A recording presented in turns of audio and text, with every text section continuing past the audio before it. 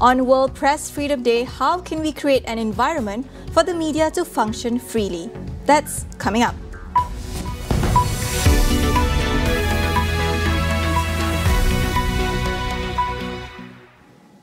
The government defended the country's vaccination rate by saying the slow progress was due to delayed shipments of COVID-19 vaccine supplies.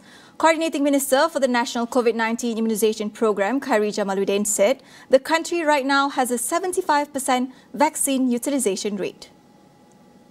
He said the remaining 25% was kept in reserve and would be administered for future appointments based on scheduled vaccine shipments, while adding that the government plans to ramp up utilisation rate up to 80% after the Hari Raya celebrations. So far, Malaysia obtained 1.98 million doses of vaccines from Pfizer-BioNTech, AstraZeneca and Sinovac, while 1.45 million doses were successfully inoculated. Meanwhile, the country is set to receive an additional 258,570 doses of Pfizer-BioNTech vaccines, which are set to arrive this week between May 5 to 7th. Khairi added that the government also plans to continue the distribution of the AstraZeneca vaccine on a voluntary basis to other states in the country, given the success of the opt-in application rollout yesterday. 3 media non-governmental organisations today handed over a memorandum to Communications and Multimedia Minister Datuk Saifuddin Abdullah, calling for the government to continue to ensure freedom of press. The memorandum was sent in conjunction with World Press Freedom Day, which is celebrated on May 3rd. The 3 NGOs are the Centre for Independent Journalism, Gerakan Media Merdeka and National Union of Journalists Peninsular Malaysia.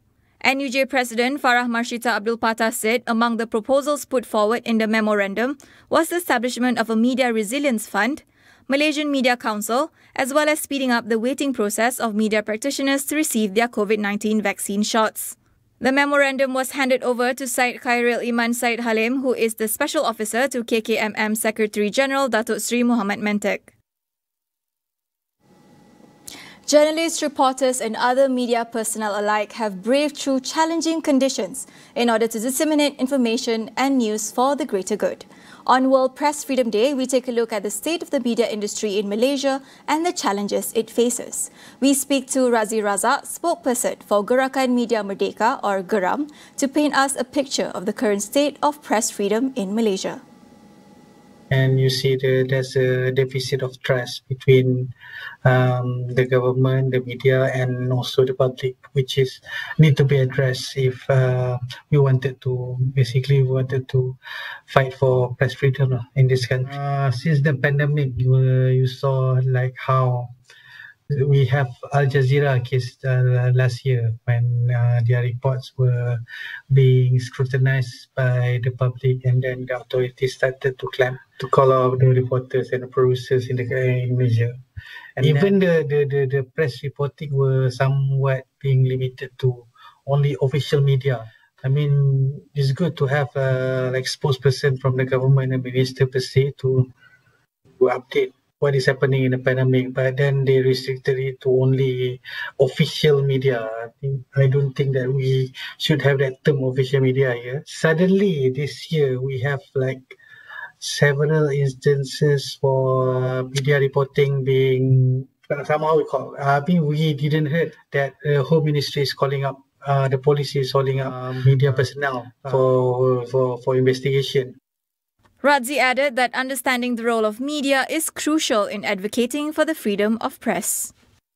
We see how some politicians view media as something that needs to be controlled, something that they think that needs to side with that at all times, at all costs, which is wrong. And then the public should view the media as a check and balance system, as something that is sided for the good and the better of the nation, of the country, and of the people who are badly affected. So once everyone knows the role of media in free and functioning democracy, I think it easily could help.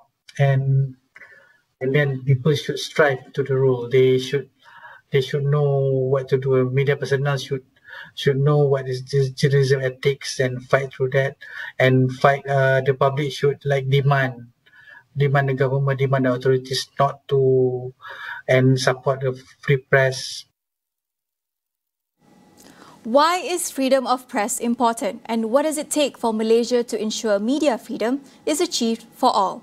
We speak to Ding Joanne, advisor for Centre for Independent Journalism, to discuss the importance of independent press and suggest a few policy recommendations for the government to explore. In an ideal democracy, the press is independent and credible and can be trusted by the public to provide fact-checked, verified coverage. For example, in this pandemic, they are so important to give us verifiable, credible information. So any interference in media independence by governments or corporations will affect the media's ability to carry out their crucial role. For example, when COVID was spreading in Wuhan, and around March, the government started putting out stories that things were getting better, but actually there was still a shortage of test kits, and there were still the healthcare system was still under strain. So when the media is not able to cover these kinds of stories, people on the ground in real life will suffer real life consequences. So when the government interferes with how the media do their job and force them to only say nice things about the government, then crucial knowledge, whether it's about a pandemic or about corruption cases like 1MDB or deaths in custody, these will all be kept from the public. Joanne outlined a few reforms that the government can explore to better improve the state of press freedom in the country. But the first thing I would say would be to stop all crackdowns on the media. So stop calling them in for questioning if you feel insulted or misquoted or misrepresented. This is not what happens in a democracy that respects media independence. You are the government. You have all the channels at your disposal to clarify any statement if you feel it is necessary. Now, the legal structures that allow the government and authorities to do this should be dismantled. The previous PH government promised to do this, leading to a rise in our position on the World Press Freedom Index. But these reforms have since stalled. So the Printing Presses Publications Act, the Sedition Act, Section 233 of the CMA, the Official Secrets Act, there is a whole host of laws that are still used to intimidate the media, and these must be repealed or reformed. The government must also enact a Right to Information Act, which would make it compulsory for all publicly held information to be released unless there are exceptional reasons not to do so. We'll take a short break. Stay with us.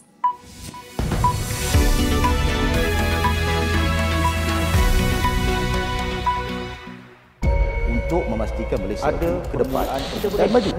Induknya adalah Melayu. Balik kepada Islam. Orang yang membuat polisi. Kalau itu yang dikehendaki, fine. Mungkin kita berbeza pandangan. Tapi kita mempunyai kuasa yang boleh menentukan budaya di masa hadapan. Polisi yang mesra wanita, sudah tentu dia akan datang daripada pemimpin wanita. Modi's party suffered a resounding defeat in a key state election, adding to growing signs of backlash over his government's handling of the world's worst COVID-19 outbreak. Modi's Bharatiya Janata Party lost the West Bengal state, winning only 76 out of 292 seats up for grabs. Last month, the Prime Minister predicted his party would win more than 200 seats in the state, which held voting over 8 phases starting on March 27th. Modi has come under fire for campaigning in front of huge crowds as infections were spiralling. India on Monday reported more than 300,000 new coronavirus cases for a 12th straight day, taking its overall caseload to nearly 20 million. Medical experts say real numbers across the country of 1.35 billion may be 5 to 10 times higher than the official tally. Hospitals have filled to capacity, medical oxygen supplies have run short, and morgues and crematoriums have been swamped as the country deals with the surge in cases. An unprecedented travel ban on Australian citizens returning home from India has sparked condemnation. Critics have called the measure a breach of human rights, but Prime Minister Scott Morrison dismissed accusation of racism, saying the move has nothing to do with politics. The Australian government today imposed any citizens entering the country within 2 weeks of being in India could face up to 5 years in jail and fines. This comes after Canberra banned all flights from India until May 15th. The policy marks the first time Australians have been criminalised for returning to their country. There are an estimated 9,000 Australians in India. Much of the world has decided to cut off travel to and from India as it grapples with an uncontrolled surge in COVID-19 cases. The Indian variant of the virus has reached at least 17 countries, including Malaysia, Britain, Iran and Switzerland. New Zealand is poised to open its borders, further starting its travel bubble to the Cook Islands this month. Prime Minister Jacinda Ardern said the two-way quarantine-free travel is expected to begin on May 17th. The Pacific nation has been in negotiations for a travel bubble arrangement with Ardern's governments for months. One-way quarantine-free travel from the Cook Islands to New Zealand has been possible since January. Last month, New Zealand and Australia began similar quarantine-free travel. Thailand reported 31 new COVID-19 related deaths today, making it the highest daily death toll since the start of the pandemic for the country. The Health Ministry reported 2,041 new COVID-19 cases today, bringing the total cases to 71,025 cases and the cumulative death toll to 276. The new outbreak, which includes the highly transmissible B117 variant first detected in Britain, accounted for more than half of total cases and deaths so far. Meanwhile, inoculation efforts were stunted after fears grew over rare side effects of the AstraZeneca vaccine. Thailand had secured 90% of the Oxford vaccine to cover the target of 70% of the population. Registration for the vaccination of the general public started on Saturday, with priority given to some 16 million over the age of 60 and those with comorbidities. Mass inoculations are set to start in June once the locally produced AstraZeneca vaccines become available. Syrian President Bashar al-Assad, who has been in power for 21 years, will run for office again. Assad is all but certain to win in the May 26 presidential election, which the US and the Syrian opposition have denounced as a farce.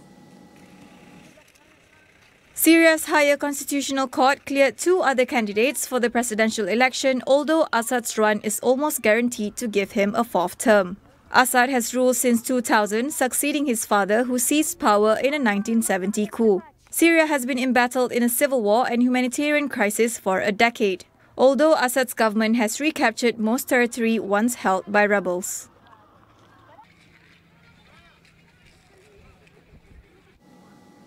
Tonight on Consider This, we speak to journalists about the realities of reporting the news in Malaysia and also a researcher on why having access to government data has never been more important.